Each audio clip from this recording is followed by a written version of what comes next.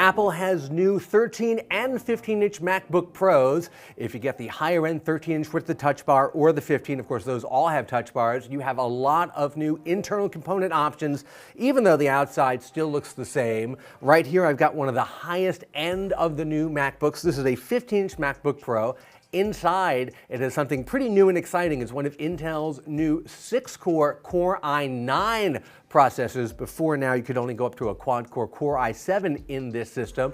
You can also get up to 32 gigs of RAM, which I have here. You can get up to 4 terabytes of solid-state hard drive space. I've only got 2 terabytes in here, still pretty good. I've also got an AMD 560 graphics card in here. That all adds up to, you start with the 15-inch Pro, you start at like $2399. This guy is about $4,700 with all those high-end add-ons there. Frankly, that solid-state hard drive adds a lot to the cost once you get up to the 2 terabyte and greater options. Even though this looks the same from the outside as last year's model and the year before that's model, obviously there's a lot of internal changes with the components and a few new features.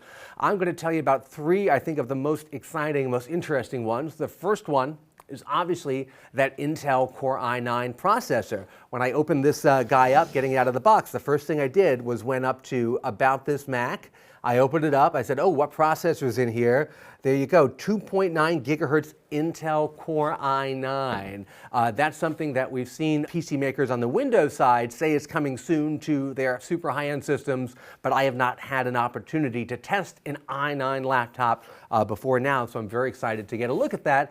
I'm also excited that a cool feature from the new iPhones and the iPad Pro is coming over to here. I'm going to show you that, and that is called True Tone. That is a display technology that uses sensors to detect what sort of light is in the room that you're in, literally the color temperature of the light, whether it's a warm light or a cold light, and it adjusts the colors on the screen to match that. Right now, I have True Tone turned on. And then if I click this little button here and turn it off, you'll see a very subtle difference. In this environment, it's hard to tell too much of a difference in the color temperature there, and then I can turn it back on.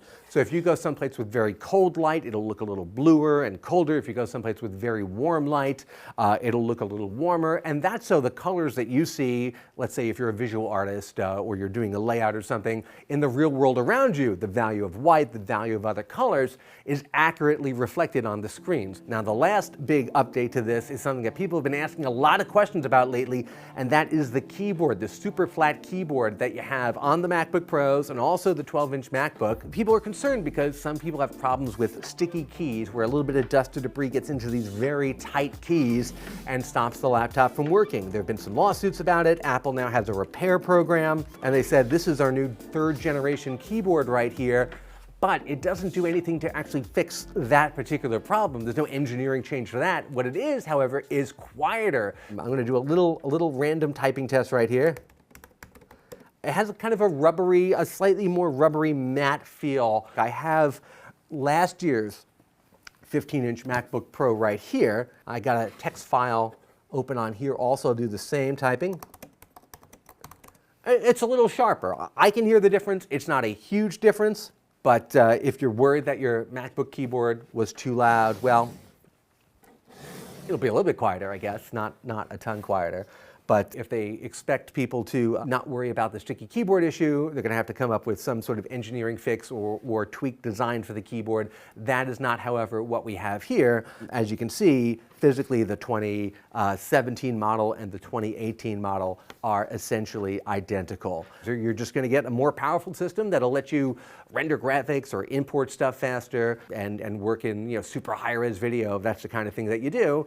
And those are the kind of people who are looking to spend $2,300 to $4,500 on a new laptop. So that is Apple's new 2018 version of the MacBook Pro.